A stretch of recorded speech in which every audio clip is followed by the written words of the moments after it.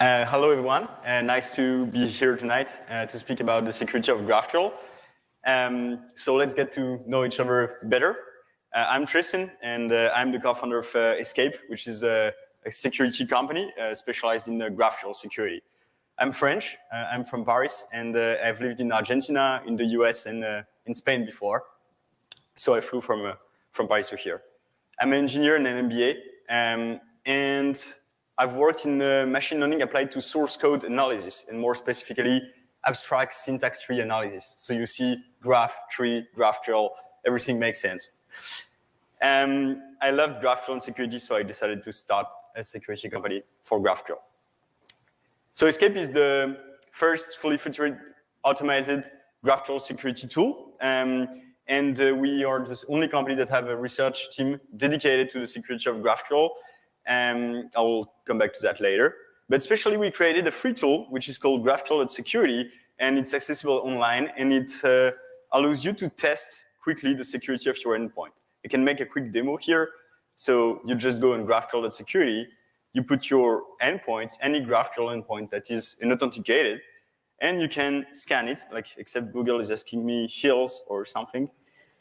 Let's go for it. So I guess those are hills. Yeah. I'm not a robot yet. And here we are. So here we have like 18 GraphQL security practices that are checked for. And if you have an alert, you can click and have the details of the remediation process for hardening your endpoint and fixing the security flows. So this little tool here, it's been used by thousands of developers on thousands of endpoints. So the goal of this talk is to explain what scanning 1,000 endpoints has told us about the GraphQL security best practices. So I'll try to keep it simple, but there is still a lot of things to say about it. So this study is on a subset of 1,000 endpoints scanned by GraphQL Security, and as you can see, there is a lot of them that comes from Apollo, because we have a tiny script that can detect the endpoint, which engine is used by the endpoint that we scan. And there is a lot of Apollo, a bit of PHP, and quite some Python. And there is also Hasura and all the other engines that are coming here. So that's quite interesting.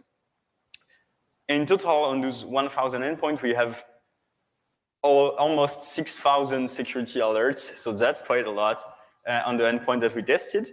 And let's break down what were the endpoints vulnerable to. So first, about 95% of the endpoint had misconfiguration in HTTP and potential CSRF, so cross-site request forgery vulnerabilities, which is quite high. About 80% of them, and I guess that's even more important, about 80% of them had denial of service or complexity attacks that were available. And more than 20% of them were disclosing too much information on the inner working of the GraphQL endpoint. So let's start with the basics. I will try to get fast in that because you know probably about it already. So it looks boring, but a lot of people forget about the security headers in their GraphQL endpoints. We're in 2022, and still, about 65% of endpoints lack the security headers. So you need to put like the strict transport security header to redirect to HTTPS, and force the content type to application JSON, because that's mostly the only content type you'll use with GraphQL, right? And even specifically for GraphQL, it's important. I will come back to it later. And if your endpoint is not public, be sure that you have the access control allow origin here that is not set to everything, because probably you don't want to accept requests from everything. And here we go to the GraphQL specific. So never allow mutations using GET request, because for GET request, you can have URL encoded payloads, which can be translated to JSON and which can be used to launch mutations using GET request.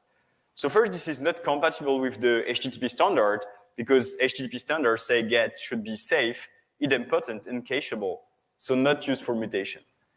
But even worse, if you use cookie authentication, it creates a critical GET-based CSRF, meaning anybody that is logged into your app and that clicks on a random link on the internet allows the person that created the link to launch a mutation on your behalf. And that's a huge vulnerability. I mean, don't use cookie anyway. So now let's get deeper into the graph and get to what's specific to GraphQL queries. GraphQL queries, wow, there are a lot of things inside of GraphQL queries. You have operations, you have fields, you have directive, parameters, aliases, batches, fragments, whatsoever. So it's big. Well, basically, limits must be set for everything. Everything must be limited in a GraphQL query unless you're gonna probably have a bad time at some point. So first, we need to limit batching and aliasing. So batching is when you have multiple GraphQL queries in one HTTP call. So the results are aggregated and sent back to the client. And aliasing is when you have the same fields multiple times with different names, different keys, aliases. So the problem with that is you can use it to bypass rate limit if rate limit is implemented at the HTTP level. And if you can bypass rate limit, for instance, you can launch a shitload of login mutations if you have login mutations, and you can try to infer the password by brute forcing it. So we need to limit that. How can you do it? Well, to limit the batching, there is an option in Apollo to do it. And to limit aliasing, well, you cannot limit it or deactivate it directly, but you can add complexity check with like specific packages for doing complexity check. The second thing we need to do is limiting query depth. So basically, by default, you can go as deep as you want into the graph, right? So you can get a lot of information about the database behind the graph, and then you can just make very deep queries that will make the process crash or just hang out for a long time. So we need to limit that. Fortunately, there is a very fine package that allows you to limit very easily the depth, the maximum depth of your queries. And then we need to limit query complexity in general, because, I mean, if you have like a GraphQL endpoint and you do not limit query complexity, basically one could make just one single request that will fetch all the data from the graph, all the data that is accessible to the person. And you don't want that because there is probably a lot of information you don't want to get like from the graph, and also because it will probably crash your process, like crash your server. So again, the package GraphQL validation complexity is quite handy for doing that, and you can just use it straight and limit the complexity of the requests that are accepted. Now that we secure the queries, let's avoid information disclosure, because that's a huge problem. So first, we need to avoid and absolutely avoid stack traces in production. That's a huge problem. So here, let's take an example. This is actually something we see very often at Escape. Here we have a stack trace because the developers have forgotten to hide the stack trace in production. We can see that there is like a Apollo gateway used somewhere with a version number. And if we take a look at the internet, there is like vulnerabilities for this version of Apollo gateway. So this happens very often. When you disclose stack traces, you leak information about your like libraries and then the vulnerabilities that are associated with your libraries. Fortunately, it's pretty easy to deactivate like the stack traces in production with Apollo. And finally, something quite interesting is that some developers rely on disabling introspection for a security measure. But the problem is GraphQL has something like field suggestion, meaning when you mistype a field, it will send back an error saying, did you type this or this? It does that even if introspection is deactivated. So with a very smart Python script called clairvoyance, you can actually build back the introspection by fuzzing random fields inside of the process. And so those, like what I see, what I show on my screen, are real life introspection that we built back just fuzzing like the field suggestion. And in this specific case, this is a real company. They had like some mutations that were available only for admin people that were not protected because they thought they were hidden because there were no introspection.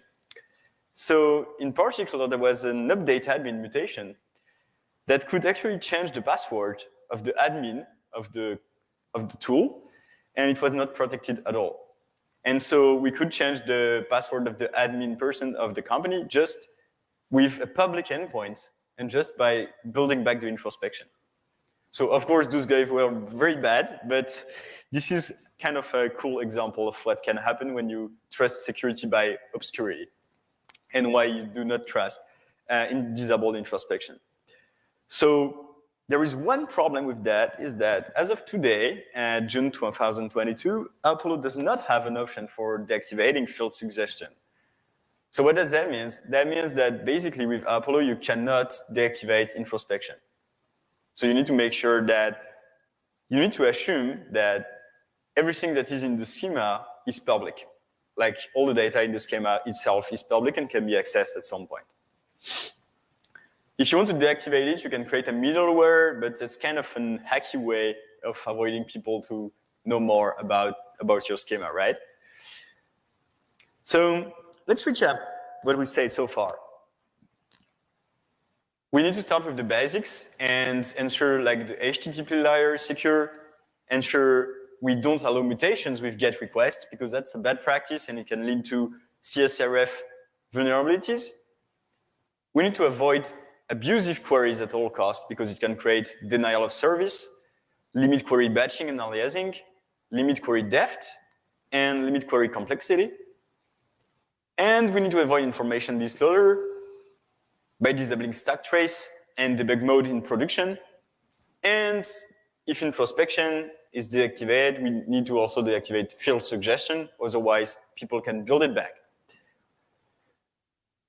Okay, so that's for basic security best practices. What if we go a bit beyond that and we try to do deep graph security testing? So I'm speaking about research at Escape here to give a bit more insight on what we're doing. The problem with legacy API security testing is that it's a linear sequence of requests. And linear sequence of requests for testing GraphQL obviously doesn't work because GraphQL is not linear.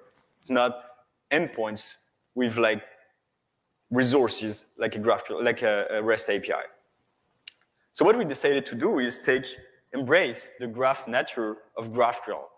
We created an algorithm that will test every field of every object in the graph in a nested manner, but taking into account all the path that leads to those objects and those fields. So for instance, say we have like Stripe tokens, social security number, or GCP tokens that are very deep in the graph. Well, our algorithm, it will detect every field, and then it will list all the paths that leads to those fields, and it will try to reach those fields by creating queries that goes through all the paths. So we send thousands of requests, and we test every resolver, every object, every field. What do we find if we do that in like production endpoint in real life companies? Well, we found a lot of interesting things. So this is a real life example.